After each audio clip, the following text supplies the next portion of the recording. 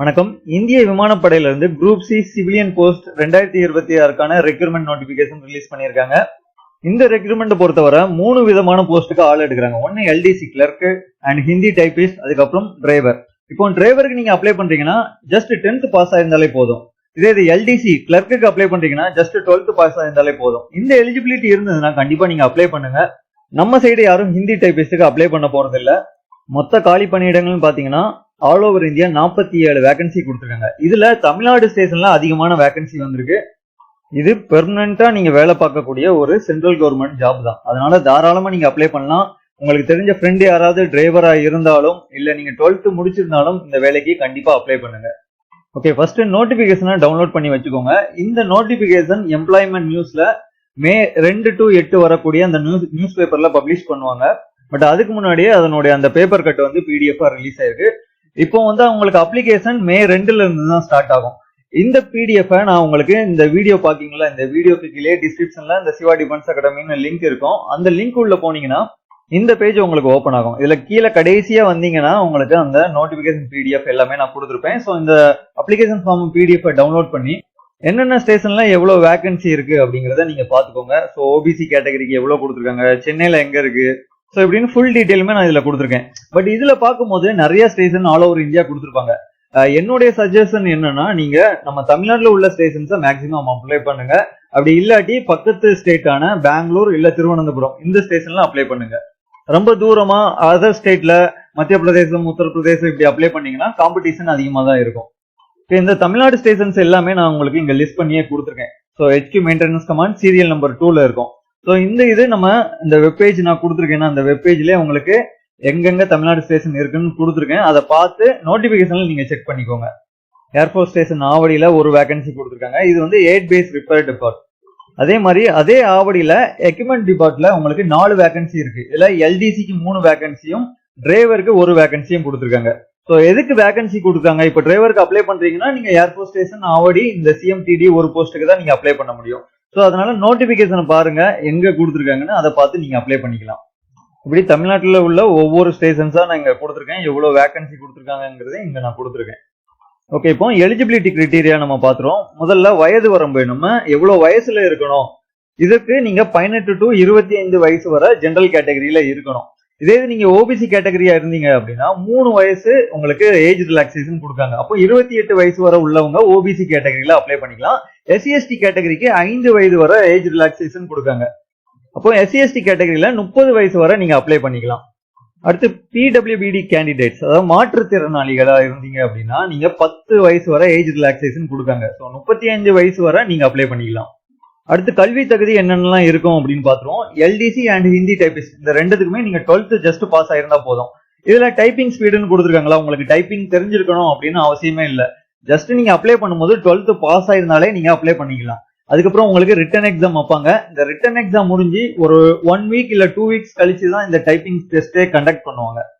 அந்த டைப்பிங் டெஸ்ட்ல நீங்க ஜஸ்ட் 35 வேர்ட்ஸ் பர் மினிட் அப்படிங்கறத டைப் பண்ணி நீங்க கிளியர் பண்ணிட்டாலே போதும். இந்த டைப்பிங் டெஸ்ட்டுக்குன்னு எந்த மார்க்கும் கிடையாது. பட் இந்த ஸ்பீட்ல நீங்க டைப் பண்ணணும். இது ஒரு மாசம் நீங்க பிராக்டிஸ் பண்ணீங்கனாலே வந்துடும். அதனால 12th முடிச்சிருந்தீங்கன்னா இதுக்கு தாராளமா நீங்க அப்ளை பண்ணுங்க. அடுத்து டிரைவர் போஸ்ட்டுக்கு நீங்க ஜஸ்ட் 10th பாஸ் ஆயிருந்தாலே போதும். இந்த 10th பாஸ் கூட கண்டிப்பா நீங்க ஹெவி டிரைவிங் லைசன்ஸ் வச்சிருக்கணும். இது கூடவே உங்களுக்கு 2 இயர்ஸ் எக்ஸ்பீரியன்ஸ் கேட்டிருக்காங்க. ஸோ நீங்க ஹெவி டிரைவிங் லைசன்ஸ் வச்சிருந்தாலே மேக்ஸிமம் அப்ளை பண்ணுங்க. நல்லா டிரைவிங் எல்லாம் பண்ணுவீங்க, ஹெவி டிரைவிங் லைசன்ஸ் வச்சிருக்கீங்கன்னா இதுக்கு அப்ளை பண்ணுங்க. இப்போ இதுக்கு பே ஸ்கேல பொறுத்தவரை level 2 பே தான் உங்களுக்கு கொடுக்காங்க 7th பே கமிஷன் படி. ஸோ நல்ல ஒரு சேலரி தான். இதற்கான அப்ளிகேஷன் ப்ராசஸ் எப்படி அப்ளை பண்ணணும், இந்த வேலைக்கு நீங்க ஆஃப்லைன்ல தான் அப்ளை பண்ணணும், தபால் மூலமா தான் அனுப்பணும். ஸோ அதுதான் சொல்லியிருக்காங்க. இந்த அப்ளிகேஷன் ஃபார்மை டவுன்லோட் பண்றதுக்கு நான் இந்த வீடியோ கீழே டிஸ்கிரிப்ஷன்ல லிங்க் இருக்கும். அதே வெப் பேஜுக்கு வந்தீங்க அப்படின்னா கீழே கடைசியா நான் கொடுத்துருப்பேன் அப்ளிகேஷன் ஃபார்ம். ஸோ இதுல கடைசி அங்க வாங்க, அப்ளிகேஷன் ஃபார்ம் பிடிஎஃப்னு இருக்கா, இதை டவுன்லோட் பண்ணிக்கலாம். பட் அப்ளை பண்றது வந்து உங்களுக்கு மே 2ல இருந்து தான் ஆரம்பிக்கும். ஏன்னா எம்ப்ளாய்மெண்ட் நியூஸ்ல அவங்க மே 2ல தான் பப்ளிஷ் பண்ணுவாங்க. ஸோ மே 2ல உங்களுக்கு ஆரம்பிக்கும். அதுல இருந்து ஒரு 30 நாள் டைம் தருவாங்க. 31 மே இதுதான் லாஸ்ட் டேட். இந்த டேட்டுக்குள்ள உங்களுடைய அந்த அப்ளிகேஷன் ஃபார்ம் அந்த குறிப்பிட்ட ஏர்ஃபோர்ஸ் ஸ்டேஷன் போயிட்டு ரீச் ஆயிருக்கணும். இந்த ரெக்ரூட்மெண்ட்டுக்கு எப்படி அப்ளை பண்ணணும்னு நான் ஆல்ரெடி வீடியோ 2 வருஷம் முன்னாடியே போட்டிருக்கேன். அதை பார்த்து அப்ளை பண்ணுங்க. புதுசா வீடியோ இப்போ அப்ளை பண்றதுக்கு வீடியோ வேணும் அப்படின்னாலும் நீங்க கமெண்ட் செக்ஷன்ல கேளுங்க. கண்டிப்பா நான் அப்ளை வீடியோ பண்றேன். அப்ளை பண்ணும்போது எந்த ஒரு மிஸ்டேக்கும் அப்ளிகேஷன் ஃபார்ம்ல இல்லாம ஃபில் பண்ணுங்க. யார் கரெக்டா 100% எந்த ஒரு மிஸ்டேக்கும் இல்லாம ஃபில் பண்றாங்களோ அவங்களுக்கு மட்டும் தான் அட்மிட் கார்டு ரிட்டர்ன் வரும். ஸோ அதனால மிஸ்டேக் இல்லாம ஃபில் பண்ணுங்க. அப்ளிகேஷன் வீடியோ வேணும்னாலும் நான் புதுசா வீடியோ பண்றேன், அதுக்கு கமெண்ட் செக்ஷன்ல கேளுங்க. கண்டிப்பா நிறைய பேர் ரெஸ்பான்ஸ் பண்ணும்போது நானும் அதுக்கு எஃபோர்ட் எடுத்து உங்களுக்கு அப்ளிகேஷன் ஃபார்ம் ரெடி பண்ணி இதுல கொடுக்குறேன். இப்போ செலெக்ஷன் ப்ராசஸ் என்னென்ன ஸ்டேஜஸ் எல்லாம் இருக்கும் அப்படின்னு நம்ம பாத்துருவோம். இதுல 3 ஸ்டேஜஸா உங்களுக்கு கண்டக்ட் பண்ணுவாங்க. ஃபர்ஸ்ட் உங்களுக்கு ரிட்டன் எக்ஸாம் தான். அட்மிட் கார்டு உங்க வீட்டுக்கு வரும். அப்ளிகேஷன் ஃபார்ம் போட்ட பிறகு அட்மிட் கார்டு வரும். அந்த அட்மிட் கார்டுல உங்களுக்கு எந்த ஸ்டேஷன்ல நீங்க அப்ளை பண்ணிருக்கீங்களோ அங்கதான் போயிட்டு எக்ஸாம் எழுதும். ஃபர்ஸ்டே உங்களுக்கு ரிட்டன் எக்ஸாம் தான் வைப்பாங்க. எல்டிசி நீங்க அப்ளை பண்ணிருக்கீங்க, கிளர்க்கு அப்ளை பண்ணிருக்கீங்கன்னா 4 சப்ஜெக்ட் கேட்பாங்க. ரீசனிங், இங்கிலீஷ், ஆப்டிடியூட், அதுக்கப்புறம் ஜெனரல் அவேர்னஸ். இந்த சப்ஜெக்ட் தான் வரும். இதே நீங்க டிரைவர் போஸ்ட்டுக்கு அப்ளை பண்ணிருந்தீங்கன்னா அந்த ட்ரேட் ரிலேட்டட், அதாவது டிரைவிங் ரிலேட்டட் கொஸ்டின்ஸும் இது கூட ஆட் பண்ணுவாங்க. ஸோ இதுதான் வித்தியாசம் 2 ட்ரேடுக்குமே. மற்றபடி ரிட்டன் எக்ஸாம் உங்களுக்கு ஃபர்ஸ்டே கண்டக்ட் பண்ணுவாங்க. இதுதான் ரொம்ப ரொம்ப முக்கியமான ஒரு ஸ்டேஜ். ஏன்னா இந்த ரிட்டன் எக்ஸாம்ல நீங்க எவ்வளவு மார்க் எடுக்கீங்களோ இதுதான் உங்களுடைய வேலையை தீர்மானிக்கக்கூடியது. ஸோ அதனால ரிட்டன் எக்ஸாம்ல எவ்வளவு மார்க் எடுக்கணுமோ அந்த அளவுக்கு எஃபோர்ட் போட்டு ப்ரிப்பேர் பண்ணுங்க. மீதி எல்லா ஸ்டேஜஸுமே ஜஸ்ட் குவாலிஃபைங் இன் நேச்சர் தான். ஏர்ஃபோர்ஸ் குரூப் சி எக்ஸாம்க்கு எப்படி ப்ரிப்பேர் பண்ணணும்னு நம்ம வீடியோ போட்டிருக்கோம். ஸோ அந்த வீடியோட லிங்க் ஏர்ஃபோர்ஸ் குரூப் சி சிலபஸ்னே இருக்கும். ஸோ அதுல வாட்ச்னு கொடுத்தீங்கன்னா அந்த வீடியோவை நீங்க பாத்துக்கலாம்.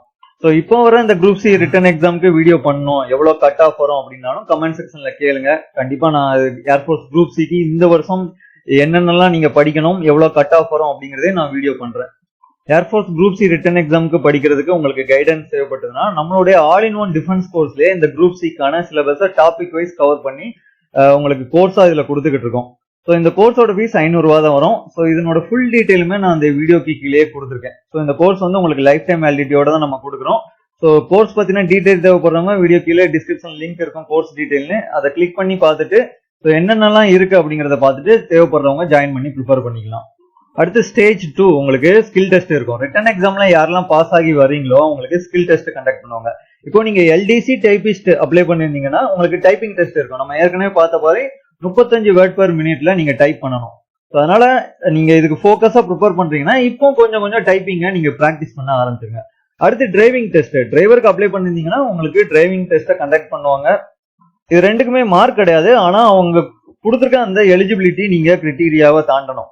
இதெல்லாம் பார்ப்பாங்க, இதெல்லாம் கரெக்டா பண்றீங்களான்னு. அது எல்லாமே நம்ம பாஸ் ஆகணும். மற்றபடி இதுல மார்க் கிடையாது. ரிட்டன் எக்ஸாம் தான் ரொம்ப முக்கியம். ஸோ ரிட்டன் எக்ஸாம்ல நல்லா கான்சன்ட்ரேட் பண்ணி அதிகமான மார்க் எடுக்க பாருங்க. அடுத்து ஸ்கில் டெஸ்ட் முடிஞ்ச பிறகு உங்களுக்கு ஃபேஸ் 3ல டாக்குமெண்ட் வெரிஃபிகேஷன் உடனே கண்டக்ட் பண்ணுவாங்க. ஸோ இதோட உங்களுடைய ஒரிஜினல் டாக்குமெண்ட்ஸ் எல்லாம் கொண்டு போயிட்டு அதெல்லாம் வெரிஃபை பண்ணிட்டு அதுக்கப்புறம் ஃபைனல் மெரிட் லிஸ்ட் வரும். அந்த ஃபைனல் மெரிட் லிஸ்ட்ல நீங்க செலக்ட் ஆயிருந்தீங்க அப்படின்னா உங்களுக்கு வேலை உடனே ஜாயின் பண்ற மாதிரி இருக்கும். ஸோ இதுதான் இந்த குரூப் சி ரெக்ரூட்மெண்ட் பத்தின ஃபுல் டீடைல். இந்த ரெக்ரூட்மெண்ட் சம்பந்தமா வேற ஏதோ உங்களுக்கு கேள்விகள் இருந்தது அப்படின்னா நம்மளுடைய கமெண்ட் செக்ஷன்ல கேளுங்க. கண்டிப்பா நான் ரிப்ளை பண்றேன். உங்களுக்கு எந்த விதமான டவுட்ஸ் இருந்தாலுமே கமெண்ட் செக்ஷன்ல கேளுங்க. கண்டிப்பா எல்லாத்துக்குமே நான் உங்களுக்கு ரிப்ளை பண்ணுவேன். உங்களுக்கு தெரிஞ்ச ஃப்ரெண்ட்ஸ் யாராவது டிரைவரா இருந்தாலும் அவங்களுக்கு இந்த வீடியோ ஷேர் பண்ணி இந்த போஸ்ட்டுக்கு அப்ளை பண்ண சொல்லுங்க. ஏன்னா தமிழ்நாட்டுல தான் உங்களுக்கு இந்த டிரைவர் போஸ்ட் வந்திருக்கு. நம்ம ஸ்டேட்டை விட அதிகமா வேற ஸ்டேட்ல இருந்து வந்து அப்ளை பண்றாங்க. ஸோ நம்ம ஸ்டேட்ல இருக்கிற வேகன்சியை விட்டுறாதீங்க. ஸோ தெரிஞ்சவங்களுக்கு இதை ஷேர் பண்ணி அப்ளை பண்ண சொல்லுங்க. முக்கியமா டிரைவர் போஸ்ட்டுக்கு நீங்க 12th முடிச்சு இருந்தீங்கன்னா கண்டிப்பா இதுக்கு அப்ளை பண்ணுங்க. ஏன்னா மற்ற எக்ஸாம் மாதிரி இதுல காம்படிஷன் அந்த அளவுக்கு ரொம்ப இருக்காது. சரிங்களா? இதுல வேகன்சி அவங்க கம்மியா கொடுத்திருந்தாலுமே நீங்க சரியான எஃபோர்ட் போட்டு ப்ரிப்பேர் பண்ணீங்க அப்படின்னா இதுல கண்டிப்பா நீங்க வெற்றி பெறலாம். ஸோ அதனால கிடைச்சிருக்க வாய்ப்பை சரியா பயன்படுத்துங்க. எக்ஸாமுக்கு நல்லபடியா ப்ரிப்பேர் பண்ணுங்க. நன்றி, வாழ்த்துக்கள்.